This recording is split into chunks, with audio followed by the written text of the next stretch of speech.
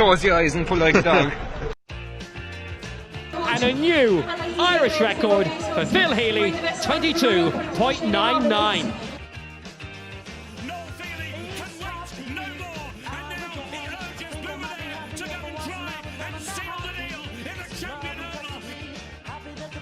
Christy Cooney hands over the Sam Maguire Cup to Graham Canty, Cork All-Ireland champions for the 7th time ever. Hello and welcome to episode 11 of the Star Sport podcast. I'm Jack McCarran of the Southern Star, and I'm joined as always by our Star Sport editor, Mr. Kieran McCarthy. On today's show we'll be joined in studio by Mags Coombes from Skibbereen Rugby Club to chat about their recent successes, their international and provincial stars, and the big inter-pro game that will be held at Skibb Rugby Club on Saturday at 2:30 between Munster and Leinster.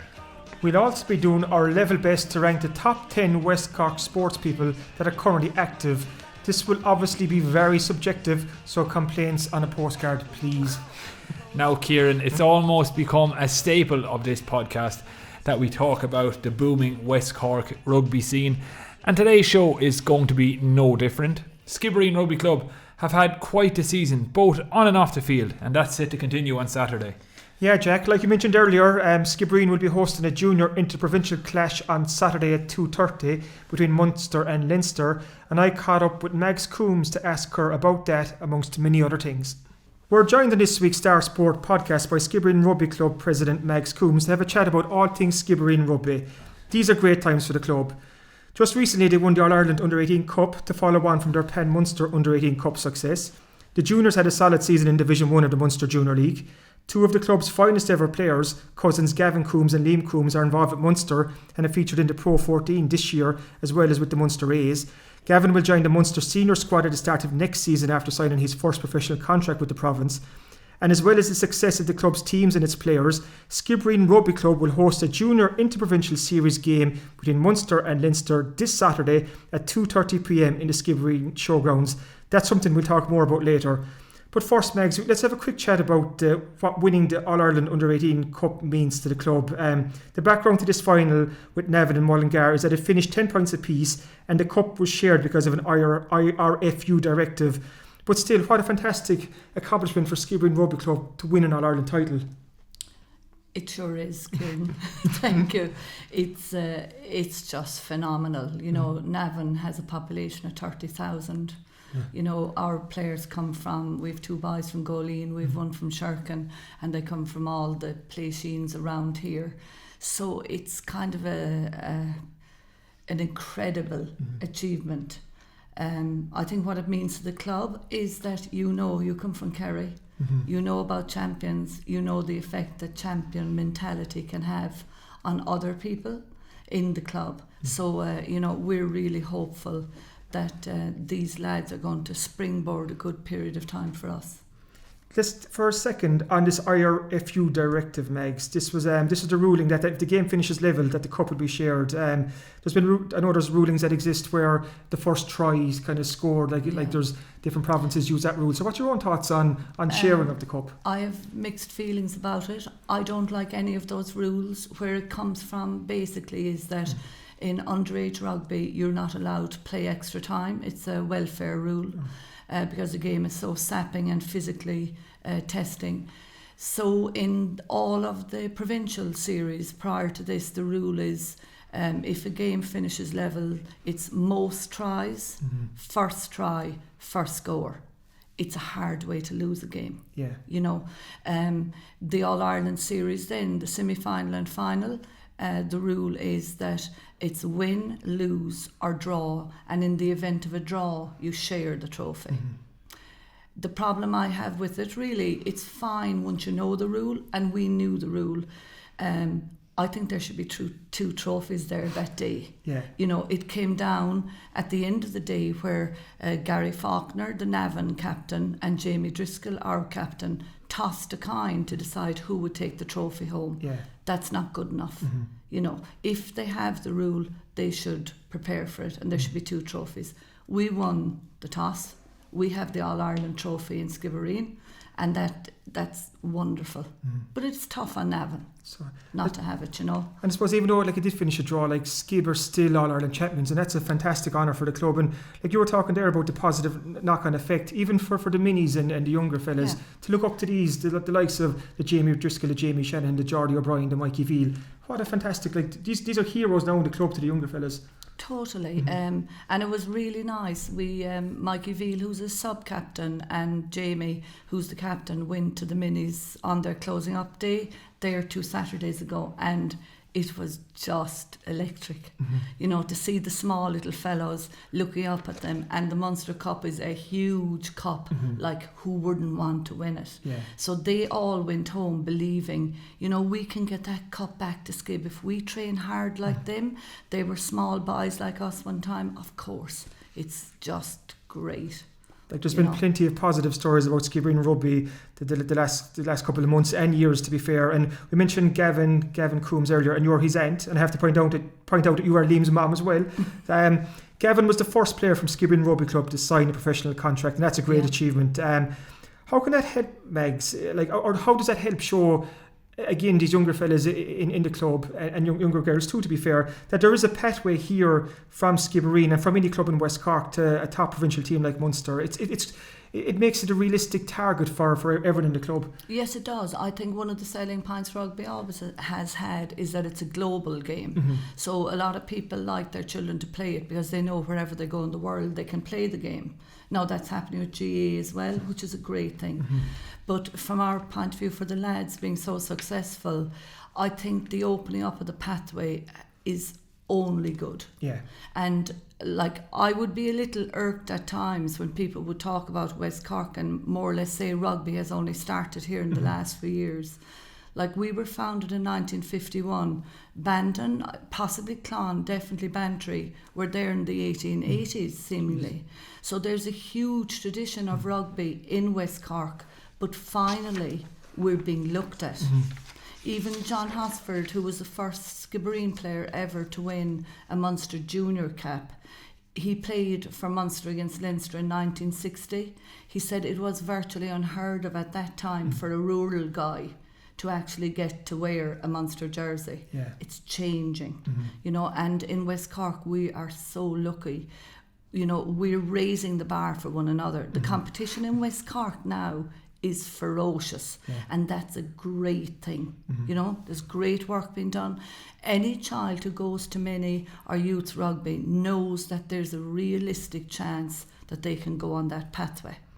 And as well as that, we have to talk about the ladies side of the club too, because made huge strides in recent years. It's only 2-3 years ago that the club had their first ladies team. I think that was an under 15 side, and I think that was October 2016, and it's gone from strength to strength since then. Even lately, Abby Salter-Townsend, Emma Connolly and Vivian O'Donovan represented Munster at an interprovincial 7-a-side tournament in Kildare.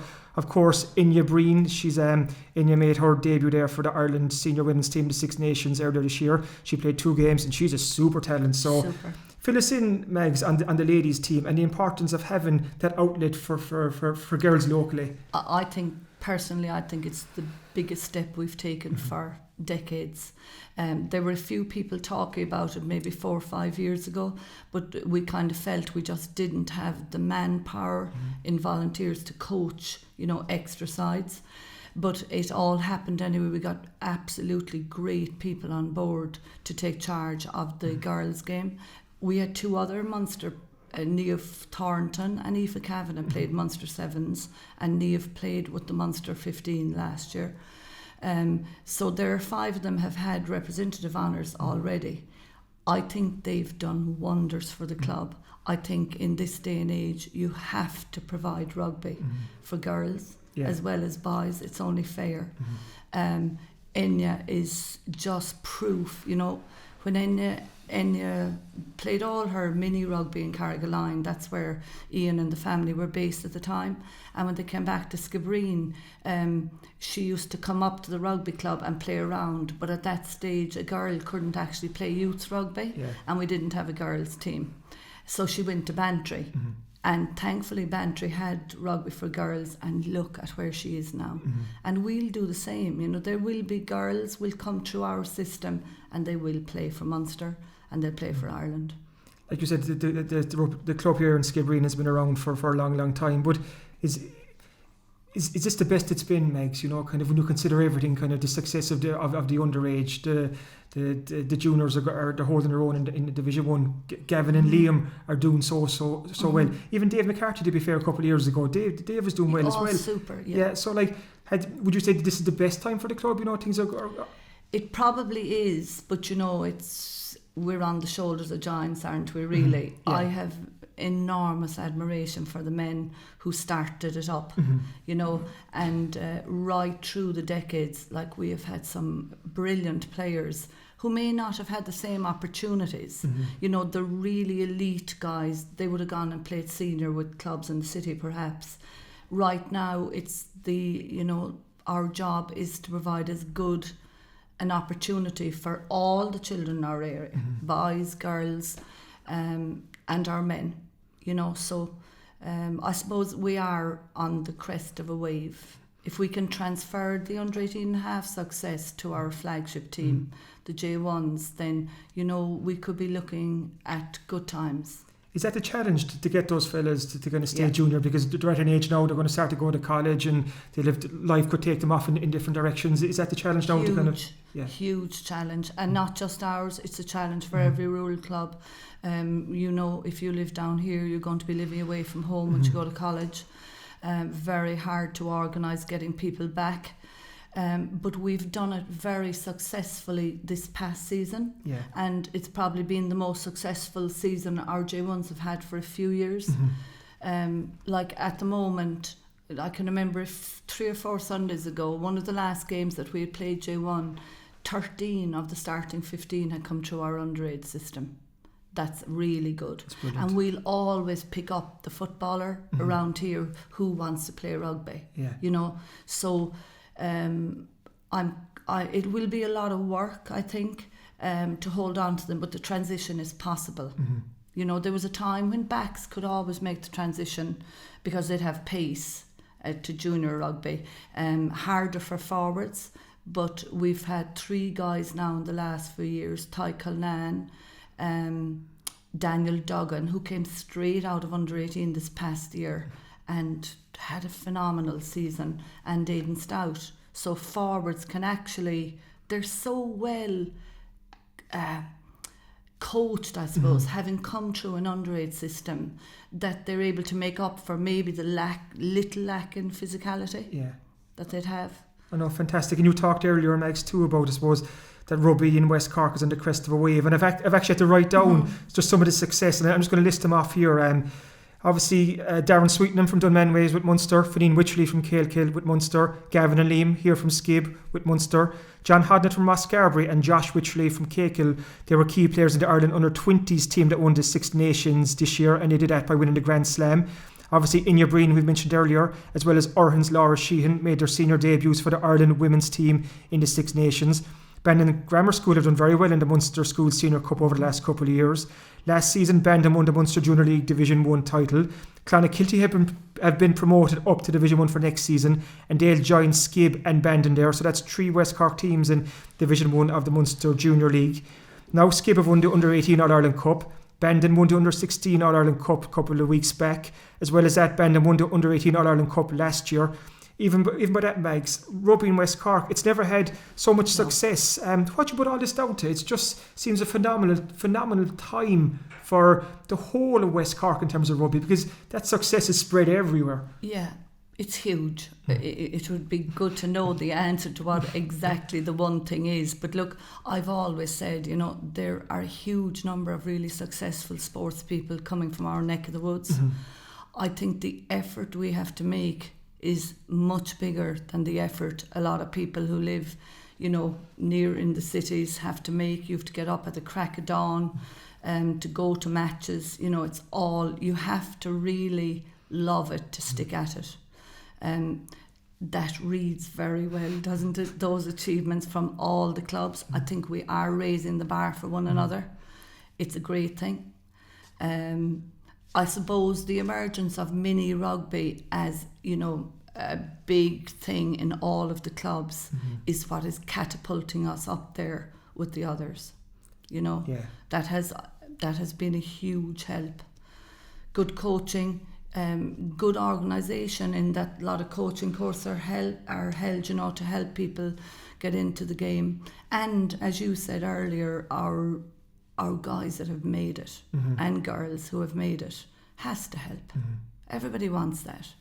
And the season isn't over yet. Let's have a quick chat now, Mags, about the Junior Interprovincial Series game between Munster and Leinster that is on in the Skibbereen Showgrounds this Saturday at 2:30pm. That's a huge honour for the club, Mags. And how did that all come about?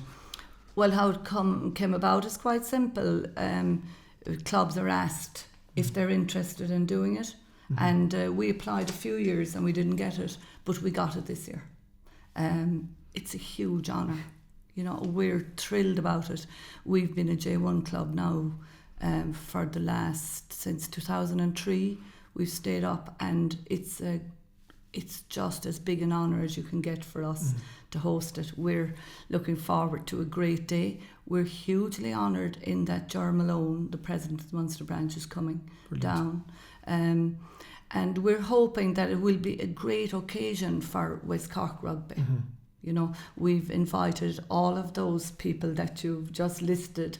I'm sure some of them will be free to come. So it'll be like a festival of celebration of West Cork Rugby. No, fantastic. For that game, again on Saturday at 2:30pm, there will be live music and entertainment in the clubhouse after the game. Tickets for the match will be available on the day. For more information and updates, contact the Skibbereen Rugby Club Facebook page, or you can email skibbereenrugby@gmail.com. As you can gather, these are great times for Skibbereen Rugby Club and West Cork Rugby as a whole.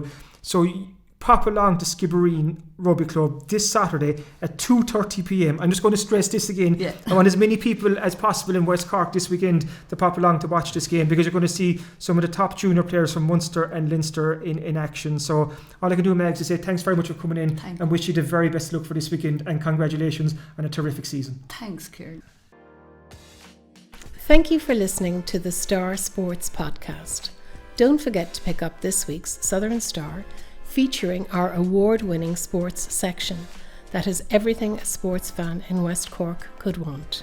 Available every Thursday in shops across West Cork and online from anywhere in the world. The Southern Star, #1 for sport in West Cork. Now, as is the case with most podcasts, radio shows and TV programmes, occasionally it can be hard to fill time, which is why lists were invented. There's no better way to pad a show than engaging in the futile exercise of ranking athletes from completely different disciplines against each other. And that's why Kieran and I have compiled a list of the top 10 currently active West Cork sports people. And Kieran, I'm assuming you've drawn up some strict guidelines and criteria for this. I stayed up all last night, Jack, to it's like studying for an exam, because this has to be right, we have to get this right. But the odds are we haven't. But that's the beauty of lists, like you said, it's subjective. So the top 10 we've picked are fantastic West Cork athletes, but I'm sure there are our listeners out there and our regular readers of the Southern Star will have their own ideas of local sports people who should have been included. So just bear with us. I think we've done a good job here, Jack, to be fair. We've called it the top 10. Of course, we could have called it our power rankings, our pound for pound top 10. There's any number of insignificant things we could have called this list, but we've just gone for the simple top 10. And before we get on to number 10, because we're going to go 10 down to 1, to really build up the tension, because I know by the end of the show, when we're getting to the top 2 and 3, people are going to be really on tenterhooks. But before we do start off going through West Cork's top 10 currently active sports people, I suppose it'd be rude not to mention some honourable mentions. And just outside the top 10 were the rugby playing duo of Laura Sheen and Enya Breen. Kieran, they just didn't make the cut this time. And they're very, very close. Like you said there, we had such a wide selection of sports people to pick from, and it was actually quite hard. It was harder than I thought it would be. But then again, that's a testament to the calibre of the talented sports people that we have here. Laura Sheehan and Inya Breen, two super talented rugby players, both made their Six Nations debut for the Ireland senior women's team this year. Laura got a great try against Italy. Inya came in for the last 2 games. Inya's from Skibbereen. She's 100% one for the future, as Laura Guest, the Munster women's head coach, has told us before, but she's very much for the present too. Laura and Inya are very, very unlucky not to make the top 10, but there's a host of sports people there, Jack, that didn't make the top 10, and Noel Feely, if he didn't retire, he'd have been there. He could have been up there to the top 2 or 3 if he hadn't retired, based on his accomplishments. But that's Noel's loss. I think if Noel knew that this ranking was coming out, he might have held off until the end of the season. I think, yeah, but that's only rumour. I don't have that confirmed, but he could have held off. Keith Cronin, who's obviously won a couple of British Rally Championships in the last couple of years, he doesn't make the top 10. He's not that active at the moment, but again, that shows the calibre of what we're dealing with. We've other Darren McElhinney, one of the finest young athletes in the country, superstar in the making, doesn't make the top 10. Ronan Hurley from Cork City, out there from Skull, doesn't make the top 10. I could stay here for the day, Jack, talking about people who haven't made the top 10. Well, I'm going to mention one more that didn't make the top 10, and that's Kilnamatras Christina Desmond, national boxing elite champion and Olympic hopeful. We had Christina on the podcast a few weeks ago, and she'd be pretty disappointed she didn't make this top 10, but you know, if she qualifies for the Olympics, she'd probably go into the top 5 overnight. So I'm sorry about that, Christina, but look, not everyone can make the top 10. It's called top 10 for a reason. Another honourable mention who didn't make the top 10 are Mark O'Donovan and Shane O'Driscoll, who were world champion rowers back in 2017, and I've just thought of them right now. But again, that shows the calibre of what we have here. Like we've international superstars here, you know, kind of we've some of the country's best sports people. So just shows again, we're so lucky here in the Southern Star and in West Cork that there's such a wide breadth of talent to pick from. So well, without further ado, number 10 on our list of West Cork's top 10 currently active sports people is Bantry and Cork Gaelic footballer Mr. Rory Dean. Well done. And again, in terms of accomplishments, what Rory's achieved over the years, I don't think it gets much better than this for Rory. But in fairness to him, he's been probably Cork football has gone through a tough time the last couple of years, but Rory has been probably Cork's most consistent performer. He was probably Cork's best player. Well, he was Cork's best player last year, even though it was a season to forget. He's been solid again this year. So no, I think Rory he deserves his place there. Congratulations to Rory. But moving on now to number 9. Number 9 is the first of our rowers, and that's almost a hint of what's coming up later. It's Denise Walsh. She's a low. Brilliant, a well-deserved round of applause. Denise is an Olympic hopeful for next year for 2020. Back in 2017, she finished 6th in the world in the single scull. She won a European silver that year as well. She's now in a double with Aoife Casey, who's Dominic Casey's daughter, and their goal is to try and qualify for the 2020 Olympics. It's a tough ask for them. They won the C final at the Worlds last year. They have a bit of ground to make up, but Denise has been the top single sculler in the country for the last couple of years, and she's a brilliant talent. And as well as that, it's even what she gives to her club off the water too. Like, she's a great ambassador for rowing locally. She's been involved in the Get Rowing, Get Going programme, and just a really, really talented young woman here from Skibbereen, and she certainly deserves her place, Jack, as number 9. Yeah, congratulations, Denise. Hopefully we'll see you higher up the list in the months and weeks ahead. But the next is the first duo on our list, and this is a pair of brothers who took the world by storm. People of West Cork really fell in love. They stole the hearts of many people around the country, and they are, of course, Kinsale's hockey playing duo of Connor and Davy Hart. He thought I was going to say somebody else, but no, Connor and Davy Hart, twins from Kinsale. Kieran, just really deserving of their place on the list, I'd say. Oh, they are. When you look at David Hart, he was voted the world's best hockey goalkeeper for 2 years in a row, which is a phenomenal achievement. Dave and Connor both they've well over 200 caps each for Ireland. I'd say it's even touching 250 caps each. So they've been the backbone of the Irish hockey team for the last couple of years. Of course, 3 years ago they were part of the Green Machine that qualified for the Rio Olympics and made history by doing so. This year they'll be part of the Irish hockey team again that is going to try and qualify for next year's Olympics. So we wish them well with that. And before we move on from this now, I just want to say, some people might sniff at hockey players being included on our list because they might see hockey as a minority sport, and it may well be a minority sport in Ireland, but when you think about the playing numbers of hockey on a worldwide scale, like, it is not insignificant, and it's not a minority sport in countries such as the Netherlands, India, where they're extremely popular sports. So for two Kinsale brothers to be competing at a world level in a sport that is played by some of the world's biggest sporting superpowers, 100%, Jack. It's not to be sniffed at. I have to say as well, like, when you look at Conor and David, like, David plays his hockey with SV Kampong over in the Netherlands, and Conor is in playing with Belgium, so they're making their living out of it. Like, that's how good these two fellas are. Like, they're professional hockey players, so no, they 100% deserve their place on the list, and they're in at number 8. Well, moving on now, and we're getting closer to mid-table, so this is when people start getting nervous because the places are limited as you move up.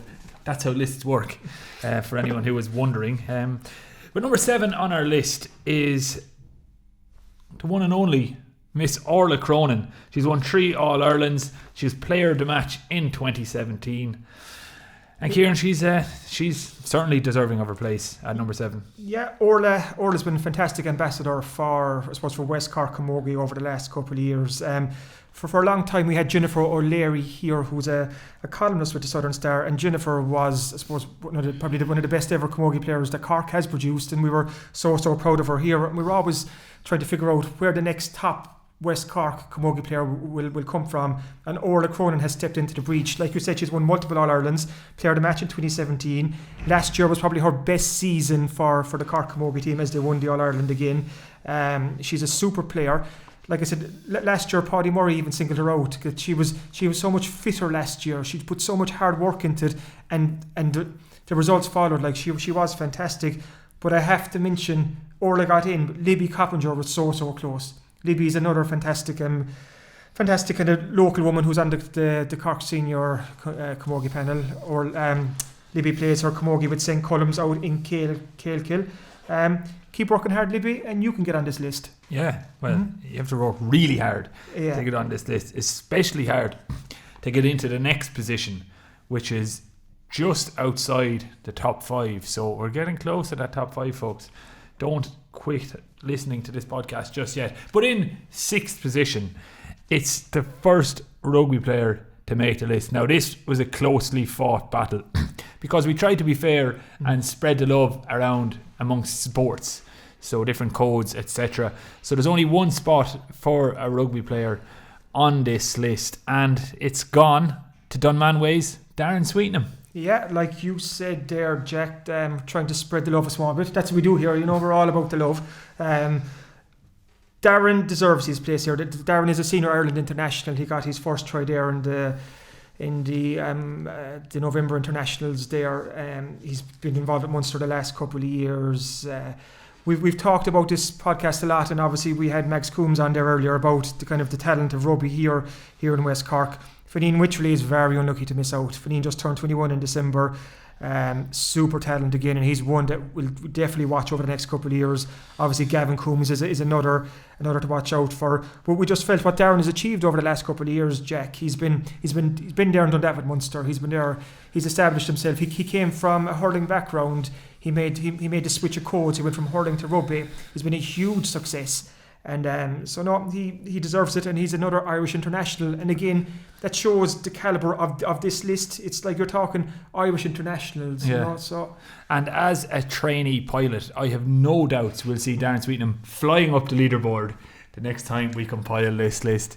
Ladies and gentlemen, I'm here all week also taking bookings for stand-up comedy specials, so please do get in touch. But Kieran, moving swiftly on after that horrendous joke, in the 5th position, so we're just cracking into our top 5 here now, and I know this is a lady we've had on the podcast in recent weeks, and she's our second entrant from Kinsale, so just squeezing into West Cork, but we're claiming them. West Cork all the same? Yeah, absolutely, and it is none other than Cork ladies footballer Orla Finn, Kieran. Yeah, Orla she's a former All-Star. She's an absolutely fantastic forward. She's been on top of her game the last couple of years. Again, this is a very hard decision to make because West Cork is full of county senior ladies footballers.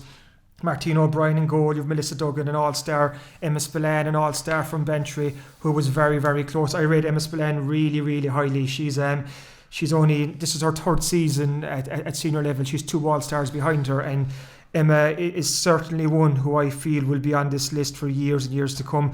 But it just went with Orla because she's a top scorer for the last couple of years for the Cork ladies team. She's critical to Cork's chances this year of winning the All-Ireland.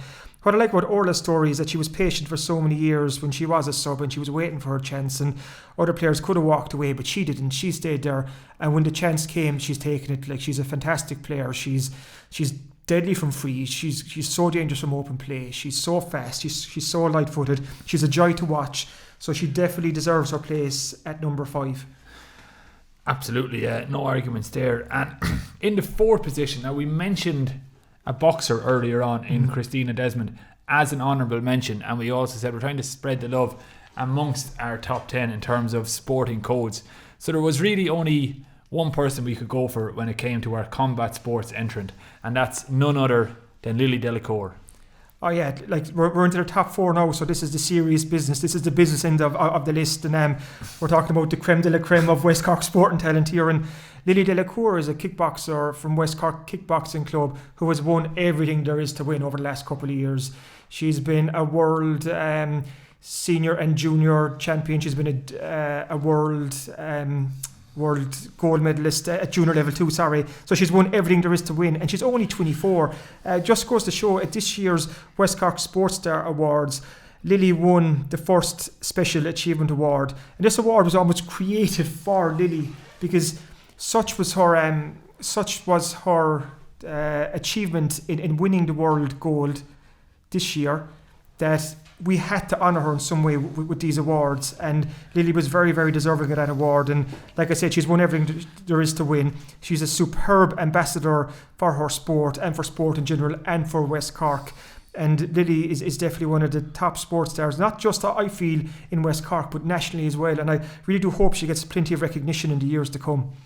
Yeah, so shout out to Lily Delacour for that. But now, Kieran, it's time for the top 3 West Cork sports stars that are currently active. So no recently retired, no old timers who still wish they were included on the list. We will do an all-time West Cork sports star podcast at some stage. On old timers?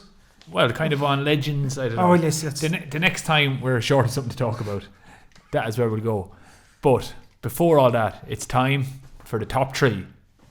And in 3rd position, Kieran, is none other than Aston Villa and Ireland's midfield dynamo, Bandon's own Mr. Conor Howrahan. Conor is in super form at the moment. Only a couple of weeks ago, Conor scored his first international goal for Ireland as we beat Georgia 1-0 in a Euro 2020 qualifier, and that came only a couple of days after he was named man of the match for Ireland when we won a stinking game away to Gibraltar. 6 points from 6 games, and you can attribute that to Conor Howrahan here from Bandon. Conor is in his 2nd season with Aston Villa, and they're pushing hard. His 3rd season with Aston Villa, and they're pushing hard for the playoffs. To see Conor kind of take his chance with Ireland was fantastic. We spoke about it before, Jack. You know, he's been superb at Barnsley over the years. He's been very, very, very good with Aston Villa. His stats are up there with the very best in the championship. So to see Conor take the next step and cement his place in the middle of the Irish midfield there in those last 2 games was brilliant to see. And there's probably still more to come from Conor. I know he's 27, 28 now. He's very experienced. But what I like about Conor is his attitude towards work. He works so hard. Whoever you talk to about him, they'll always tell you that he was one of the last fellas to kind of leave the training field. He's been uber professional since he was young. He really dedicates himself to the sport, and you can see practice makes perfect. That left foot alone deserves a place. It's a wand. It's a magic wand. That left foot deserves a place in the top 10. He's the best. That would be controversial, I feel. If we're going to be leaving out the likes of Laura Sheehan, Enya Breen, Ronan Hurley, and then Conor Howrahan and his left foot also got a position. But look, it's an argument worth having. Because Conor he's West Cork's best ever soccer player. He has to be. No other soccer player from West Cork has reached the heights that he has. He's playing in the championship with a big club like Aston Villa. He's a Republic of Ireland international. I think he's 9 caps now. He's scored match-winning goals. He's been man of the match at international level. So, and still, with all those accomplishments, Jack, he only comes in at number 3. Number 3. Well, that's really saying something about the top 2 entrants on our list. Who could they be? Find out next week on episode 12. No, just joking. We're going to finish the list now for those of you still tuned in. And number 2 on our list of West Cork's top 10 currently active sports people is, it could only be one. It's the Ballineen Bullet. It's Phil Healy. The Ballineen Bullet, exactly. Phil Healy, Ireland's fastest ever woman over 100 metres and 200 metres. I run out of words to talk about Phil because she's an absolutely exceptional athlete. What she's achieved and the progress she's made over the last couple of years, to be the fastest Irish woman of all time, it's kind of hard to say anything else more than that. You know, that's a fantastic accomplishment. And she feels, and her coach Shane McCormick, that there's even more to come. There was a 200 metre race there a few weeks back at the Irish University Championships, and she ran 23:04, which is outside the national record and her personal best of 22:99. So that's the 3rd fastest Irish time of all time. And there's still more to come. She will beat her PBs, and at this stage her PBs are national records, Jack. So Phil Healy will lower the Irish 100 metre record. She will lower the 200 metre record. Touch wood again, that the Olympics next year is on her radar. Everything goes according to plan. Phil Healy will be an Olympian. So again, that just shows the calibre of the sportswoman we're dealing with.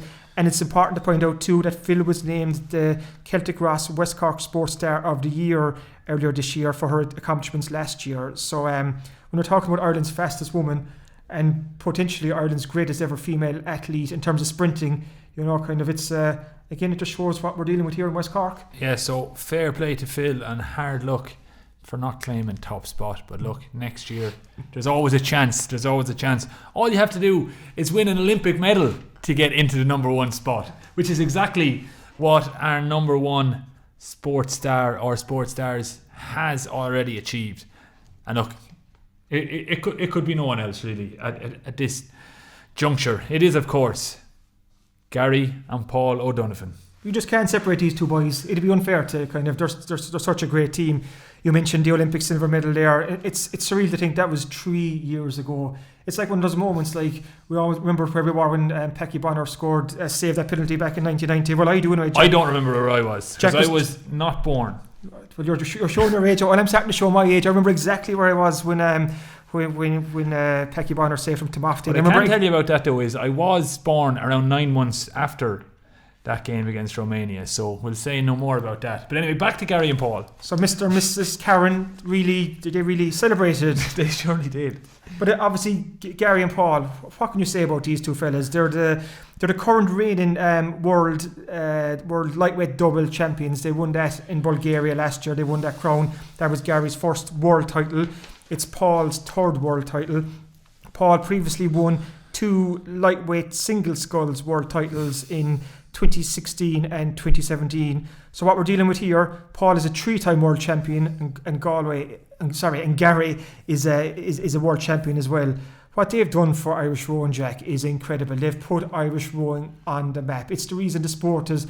It's right in the crest of a wave, at the moment, pardon the pun, but it's all thanks to Gary and Paul, because the surge in interest in Irish rowing in 2016 has been incredible.